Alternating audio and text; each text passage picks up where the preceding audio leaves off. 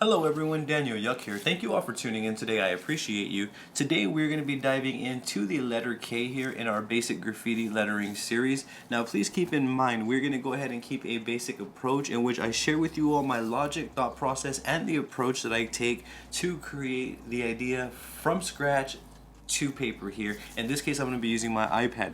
Now, at any point throughout this video, if you have any questions about anything that you may see or hear, I'm going to encourage you to please drop a comment down below. Rest assured, I'm going to do my best to assist you in the best possible direction. With that being said, let's go ahead and dive straight on into this. So, for the letter K, this is actually one of my favorites. I do enjoy the K because there's so much that we can do with it. Now, what I'm going to do is I'm going to begin with finding inspiration, and I typically do that by creating rights. So, for basic letters, I'll create a right of the letter. So, for this instance, we're going to be using K. So, for the K, as you see, there's a simple one right there. And a more advanced one that we will be getting into is stuff like that. So we will be getting into letters like that here in the more advanced series, but for now we want to keep it on the basic end so that way we get comfortable with concepting our own letters.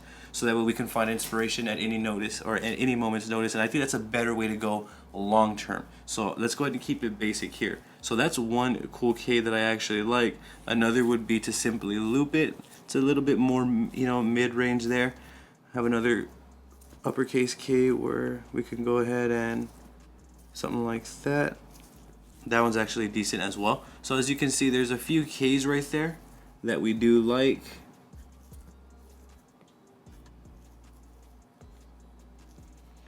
Not bad, not bad. So there is a few uppercase, and in terms of uppercase and lowercase, I think it's really to each their own. So for example, for an uppercase K, we can use this one, and then for a lowercase K, we can use that one, or we can simply make that one larger. It's pretty forgiving, I would say. So beginning with that here, that's a few that I would go ahead and think of off the top. There's another one that kind of looks like an R that really isn't so much basic when we're starting to do all of this, I feel. So for now, I'm probably going to go with these two up here, and even this one's not a bad candidate as well. So either way, you can kind of go with anyone that you want.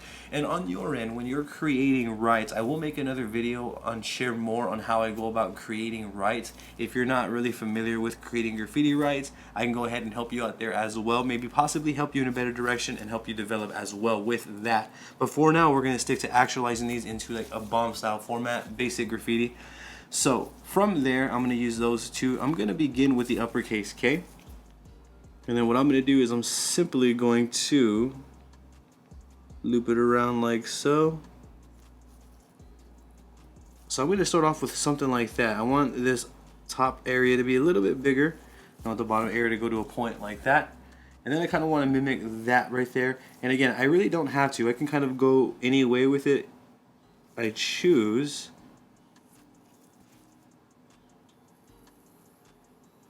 I can keep it like that. So already we have a cool looking K. It doesn't have to connect if you don't want it to. It can completely connect if you want it to, by all means.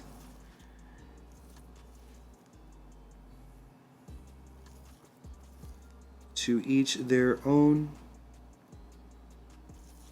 Something to that extent, and then what you'd be able to do is go ahead and remove this right here. And then we could remove this right here. So as you can see, we have a pretty cool looking K there, and we did leave that loop out right here. We'll save that for a more advanced advanced video there. But we have a cool looking K. I'm very, very happy with that. And as you can see, the inspiration was this originally with a floating K right here with the floating middle. This one is attached. Who's to say what's right or wrong? It still looks great. It reads well. If we put a little bit of shadows on there like so, it's going to look fantastic.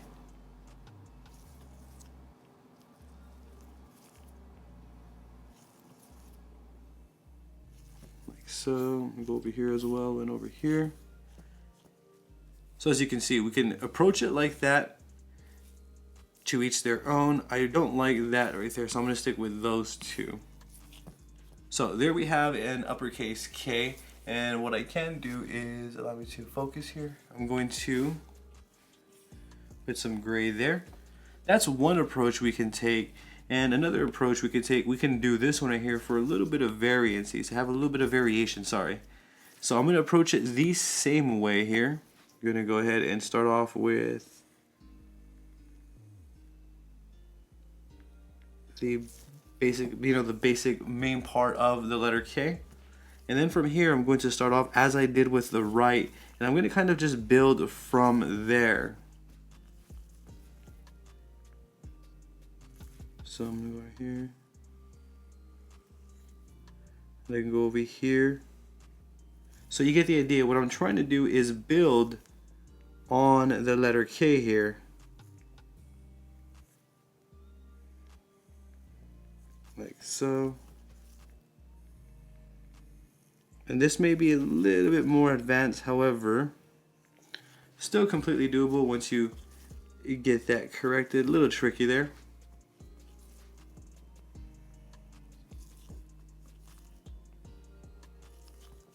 So we can use that one for an uppercase K. And then from here, what I can do is take out what I don't need here, which would be this area right here, like so. And then you can continue to put your shadows on there. I can make this right here come down to a more finer point like so. Again, that will be done with paint, but that's how you would approach that. And then from here, what you could do is throw on some shadows, and we have ourselves an uppercase letter K. And who's to say which one's uppercase and lowercase, because this one could be for both. Should I just simply make it larger? But I still kind of wanted to demonstrate a little bit of both here. So here we have both of the letter K's. We have an upper and a lowercase letter K. Now, again, this is going to look different on your end. Everyone has a different mind. Everyone has a different approach. Everyone has different creative juices flowing. Now, with that being said, though, I do hope that I am able to inspire you in a better direction. I do hope that this series is able to help you create from scratch. You will notice when you keep doing this every day, over time, you're going to start getting better. Even in a month, start one day and then do it for 30 days straight, just making letters and being inspired.